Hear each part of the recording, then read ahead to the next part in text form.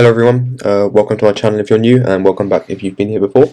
Today I'm going to be talking about how you can add time into your trading, and this is going to help you spend less time on the markets because you'll only need to focus on certain times of the day rather than trading the whole day, and also help you take high probability setups. So if you are new here, or if you've been watching for a while but still aren't subscribed, please do remember to hit the subscribe button and like the video if it teaches you anything. But let's get into it. So if you're familiar with SMC, you'll probably also know about ICT, the Inner Circle Trader. He's got loads of useful videos on YouTube if you want to check him out as well. One of his key concepts is time and price, and he's got two kill zones, the London kill zone and the New York kill zone. And these are the timings for both of them. The London kill zone runs from 2 AM to 5 AM New York time, and the New York kill zone runs from 7 AM to 10 AM. And during these times, you're going to take the highest probability setups because this is when the banks are trading. There's the highest volume, and so this is where the bigger moves are going to happen, and this is where you want to catch the moves.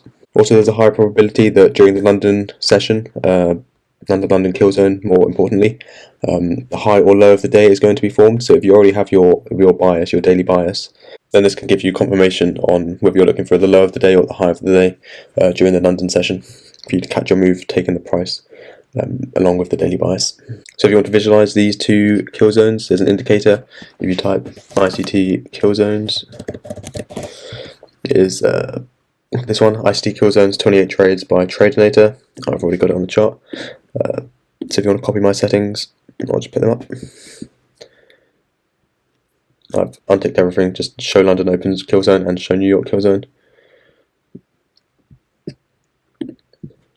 This is all default. And then this is going to be more importantly for like the lower time frames. I do normally trade on the 4 hour, but for intraday trading, this is very useful. Some things you can see just here in this London kill zone, the high of the day was formed.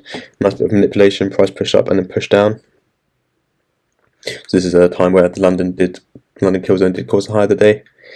Sometimes it won't always be like that. Like here, the low of the day was formed outside of New York. Obviously, no system is perfect. It's just about getting high probability. Here, London price pushed up, reversed, took out liquidity over here, and then pushed down the whole day.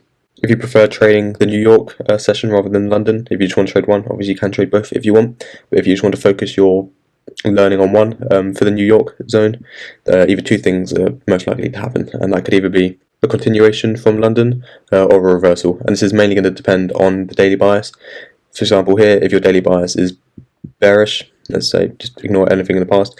Imagine here you've got a bearish daily bias and prices gone up in London and then reversed. You can expect New York to continue down as well. So for example, let's say here you had a bullish bias, and in London the price was pushed up and then was pushing down. In New York you can expect a reversal to continue with your bias. But for example here, maybe if your bias is bullish and London pushes price up, then you could expect a continuation in the New York zone, which pushes price further in your direction.